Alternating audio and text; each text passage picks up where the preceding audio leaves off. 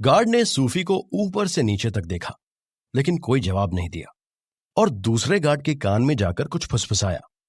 दूसरे वाले गार्ड ने कैबिन में जाकर किसी को फोन किया।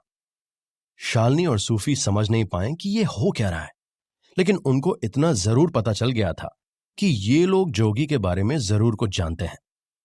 दूसरा वाला गार्ड फोन काटकर वापस आया और बोला, इधर कोई जोगी वोगी नहीं है, चलो भागो इधर से।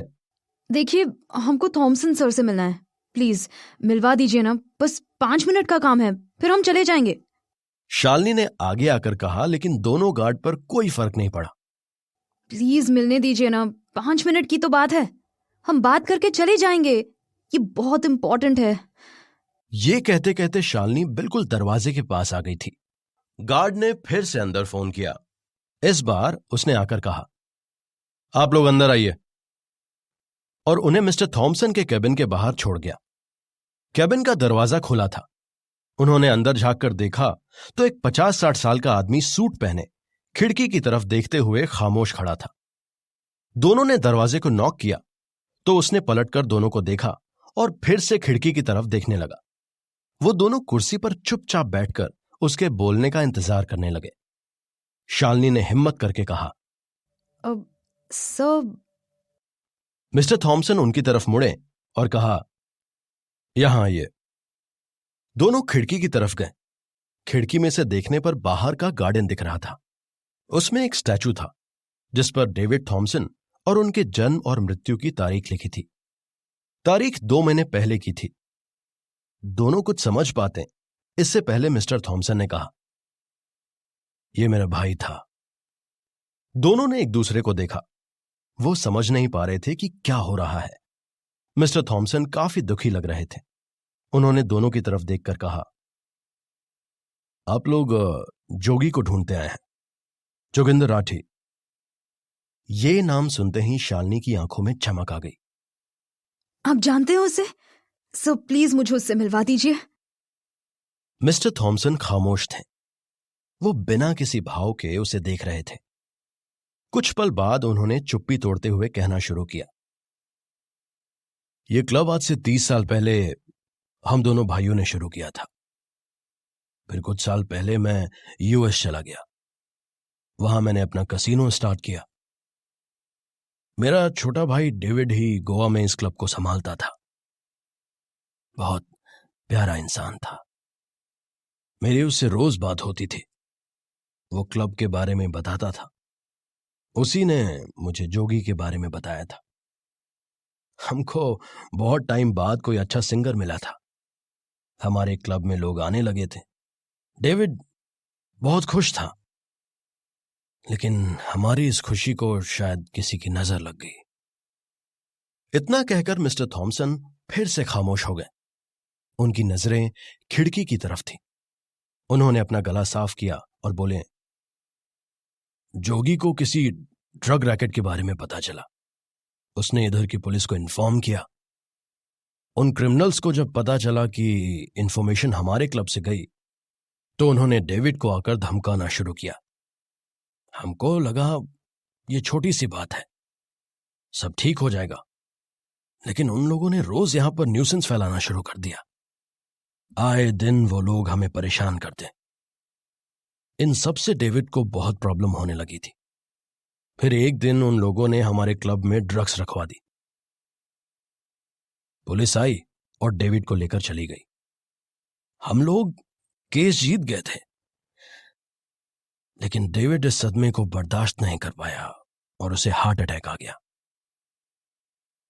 कमरे में एकदम से खामोशी पसर गई थी। कोई कुछ नहीं बोल रहा था। तीनों की नजरें डेविड के स्टैचू पर टिकी थी। मुस्कुराता हुआ प्यारा सा चेहरा। शालिनी ने आगे बढ़कर मिस्टर थॉमसन के कंधे पर हाथ रखा और कहा, मैं आपका दुख कम नहीं कर सकती, पर बांट जरूर सकती हूँ। मिस्टर थॉमसन ने एक नजर शालिनी पर डाली और प्यार से कहा, आप लोग बैठिए। नहीं, हम ठीक हैं, आप थोड़ा पानी लीजिए। ये कहकर शालिनी ने टेबल पर रखा ग्लास उनको पकड़ा दिया। पानी पीकर वो बोले, जोगी अब यहां नहीं है। क्लब के स्टाफ को लगता है कि उसकी वजह से ये सब हुआ। मेरे आने से पहले वो उसे निकाल चुके थे। और आप, क्या आपको भी ऐसा ही लगता है? मुझे लगता है जोगी की जगह डेविड होता तो वो भी यही करता, लेकिन ये बात मैं उन लोगों को नहीं समझा सकता। हमने इस क्लब को बेचने का फैसला कर लिया है। इनफैक्ट कल सुबह मैं वापस यूएस जा रहा हूं। शालिनी एकदम उदास हो गई थी। वो नहीं जानती थी कि ये उदासी डेविड की वजह से है या फिर जोगी के ना मिल पाने से। उसने एक बार फिर हिम्मत जुटाकर पूछा, क्या जोगी के बारे में आपको कुछ नहीं पता? मुझे इतना पता है कि वो अब साउथ गोवा में है कहीं। यहां पर एक और सिंगर था, रॉबिन। यस, अब वो दोनों एक ही क्लब में हैं। रॉबिन का नंबर तो नहीं है मेरे पास, लेकिन आई थिंक उसका पता रिकॉर्ड में है।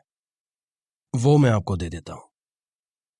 आई एम श्योर वो जरूर आपको जोगी से मिलवा देगा। Thank you so much mister Thomson. You are such a divine soul.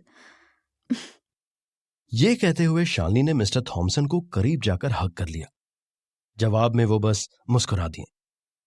तभी मिस्टर थॉमसन के मोबाइल के रिंगटोन में गाना बजने लगा। एक्सक्यूज मी, मेरी वाइफ का कॉल है।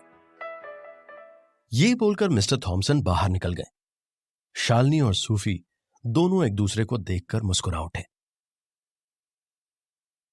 लौटते हुए दोनों ने बहुत कम बात की। दोनों होटल के कमरे में आ चुके थे। सूफी ने जूते उतारते हुए कहा,